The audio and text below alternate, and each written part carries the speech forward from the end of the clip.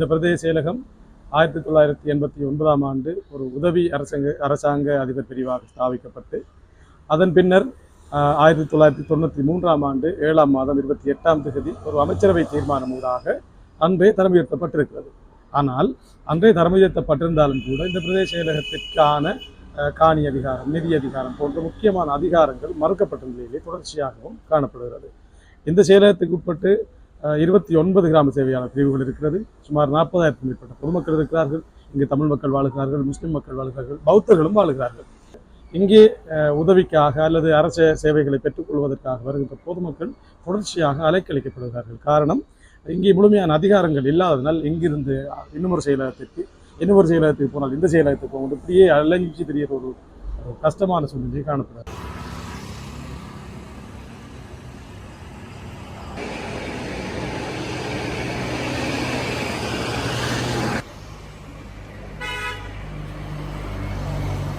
எங்களுடைய கல்முனா வடக்கு பிரதேச செயலம் 33 வருடமாக நாங்கள் மக்களாக போராடி கொண்டிருக்கிறோம். ஆனால் அரசியல்வாதிகள்கிட்ட சென்றால் அரசியல்வாதிகளும் எங்களுக்கு எந்த விதமான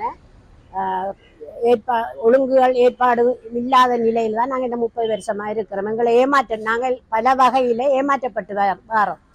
காணி பிரச்சனை எல்லாம் தெற்கு பிரதேச செயலகத்தில் தான் இருந்து கொண்டு வருகிறது. அதால் எங்களுடைய கல்முனா வடக்கு பிரதேச செயலகத்தில் இருக்கிற காணி பிரச்சனைகளை எங்களுக்கு கையாள இயலாத வகையில் வருகின்றது. அது தவறான முறையில் அவர்களும் அதை செயற்படுத்தி கொண்டு கையெழுத்து கொண்டு வராங்க.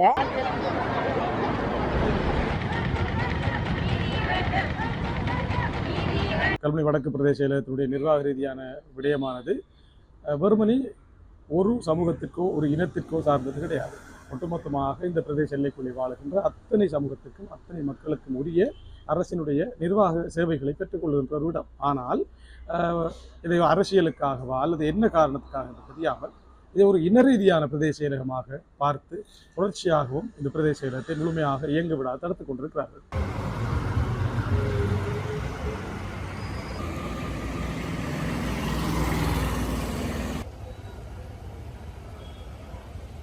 கல்முனை வடக்கு பிரதேச செயலகத்தில் செய்யப்படுற வேலை திட்டங்களுக்குரிய பணங்களையும் கல்முனா காரியாலயத்தில் இருக்கிற காரியாலய உத்தியோகத்தர்களுக்கும் நிதி பிரச்சனைகள் சரியான முறையில் ஏற்படுகின்றது.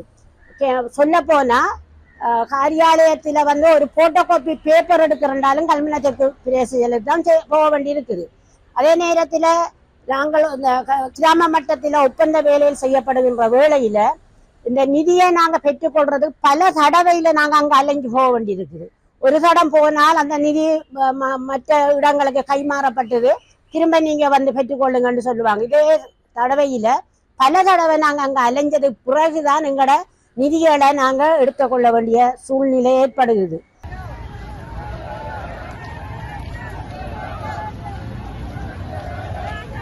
ஜனாதிபதி தேர்தல் இலங்கையிலே 9வது ஜனாதிபதிக்கான தேர்தல் அறிவிக்கப்பட்ட நாள் முதல் எங்களையும் பல ஜனாதிபதியினுடைய வேட்பாளர்களோ அவர்களுடைய கட்சி சார்ந்தவர்களோ முகவர்களோ கூட எங்களை சந்தித்திருக்கிறார்கள். நாங்களும் சந்தித்திருக்கிறோம்.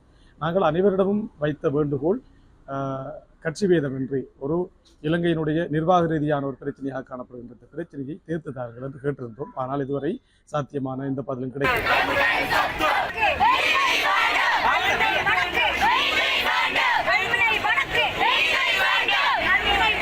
யுத்தத்தால சுனாமியால பாதிக்கப்பட்ட மக்கள் காணி இல்லாம ஒவ்வொரு வீட்டிலையும் 2 குடும்பம் 3 குடும்பம் வாழக்கூடிய மக்கள் இருக்கிறாங்க.